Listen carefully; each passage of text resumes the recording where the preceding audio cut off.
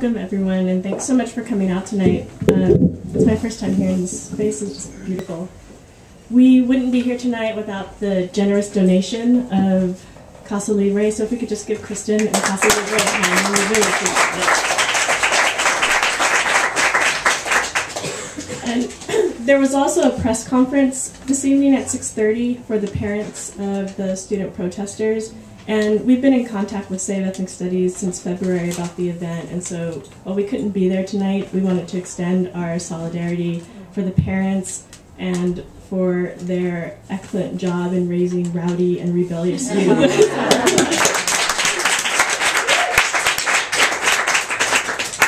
And so we also wanted to acknowledge the youth. One of Arizona's biggest mistakes, and there are many, is that it's underestimating our young people. If anyone was at the TUSD board meeting on Tuesday, or if you've seen the footage from that meeting, it's hard not to be inspired by our young people's passionate commitment to their own education and to justice. When I saw the video of the protest, I realized I was holding my breath as I watched Leilani Clark and the other students dodge strangers' hands on their bodies, determined not to be moved until they were heard. Lizette Cota, a Mexican-American studies student, was quoted as saying, "Nobody was listening to us, especially the board." One of tonight's goals is to show our support for our young people and for your fight against the assault on your education and your humanity, and to honor your work. So if there are young people in the audience, which I know there are, some people have come from schools, if you could stand up right now. I know I'm going to embarrass you, just stand up.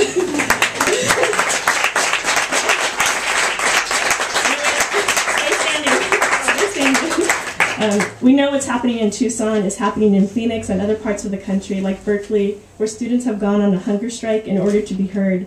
So to the young people here and elsewhere, we say with love and respect, we hear you, we're here for you, and we're so thankful for who you are and all that you're doing.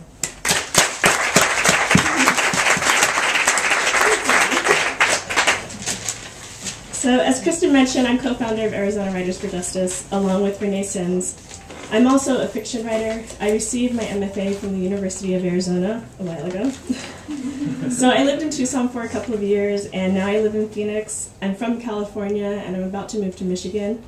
So I'm aware of the tensions that sometimes exist between Phoenix and Tucson, and also towards those considered outsiders in Arizona, and also towards those who come to Arizona only to leave. I think I've covered all areas now. But another goal tonight is to bring people together.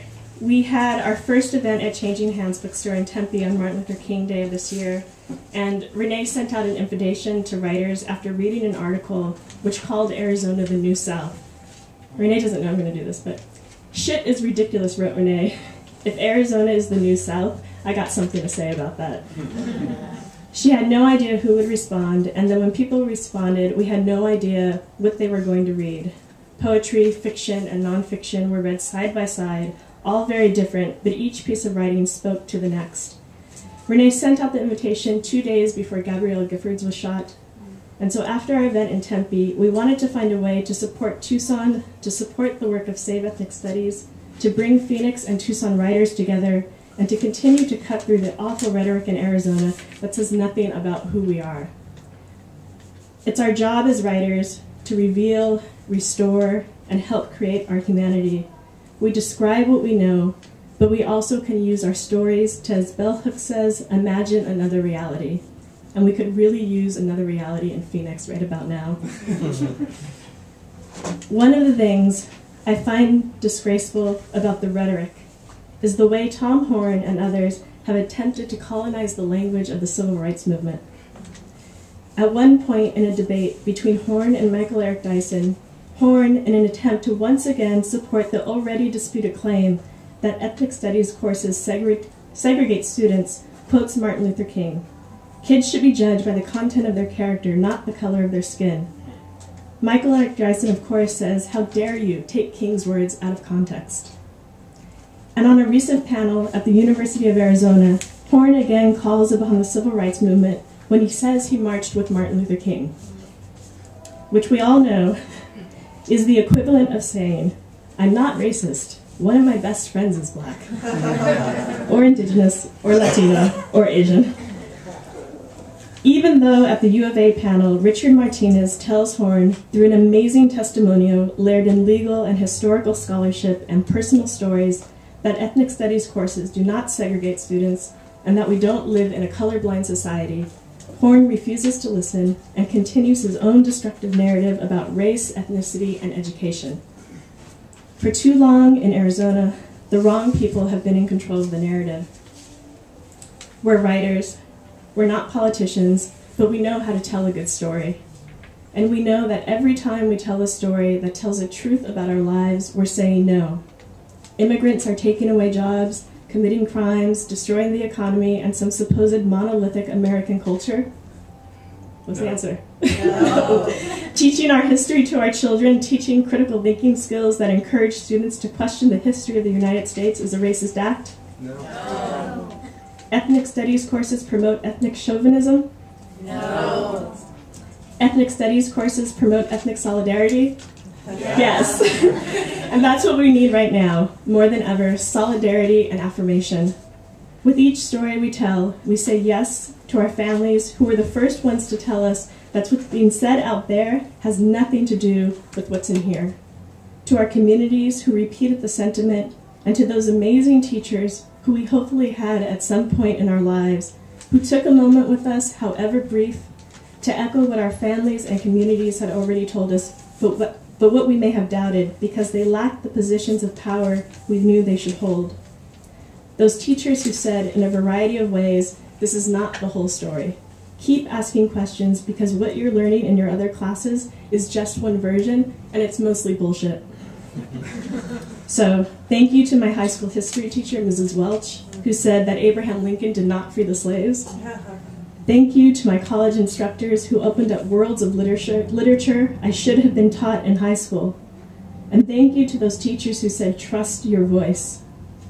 In saying yes to these people who lifted us up, we're also saying yes to ourselves because we know, we've always known, even if we couldn't articulate it, that the stories being told about us, about our families, about this land, and who this land belongs to, are not true.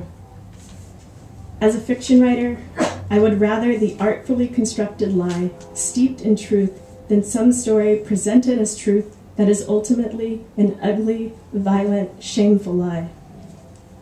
And speaking of lies, Tom Horn, John Huppenthal, John Petticone, Mark Stegman, all white men. Why are these the men who get to decide the future of Mexican-American studies? Asked David A. B. Morales. Who gets to be in control of the narrative? We're just writers. That's all we are. But we know our stories are culturally and historically situated. My identity as a writer isn't separate from my identity as a person trying to affect change, which is also connected to my identity as a woman of color, as a black woman, as a middle-class child of parents who grew up in a segregated South. All of these identities are at work all of the time. Tonight, you'll hear from writers who represent Arizona, California, Mexico, Louisiana, Jamaica, Africa, Europe. The stories of our various diasporas are part of what Leslie Martin Silko might call a web, past, present, and future, stretching through, overlapping every word, connecting each one of us. Tonight, all we're doing is telling stories, but that's not all we're doing. Without our stories, we simply wouldn't be. Thank you.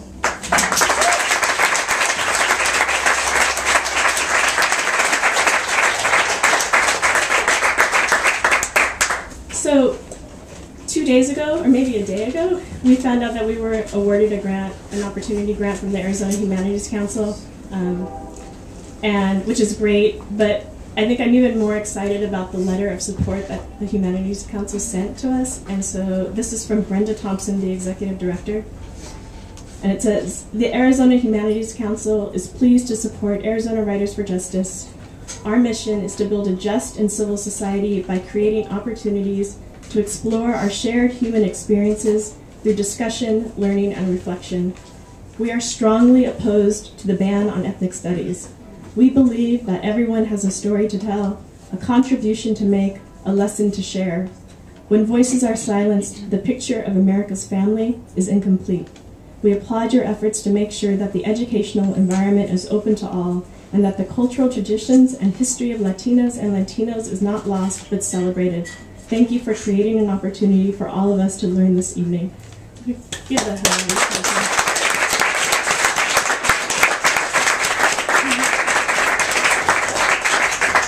Hi, welcome.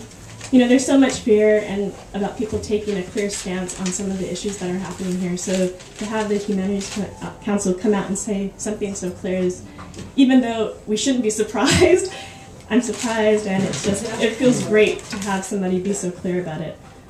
But we have great writers, and right now Renee is going to introduce the writers we have. Thank you.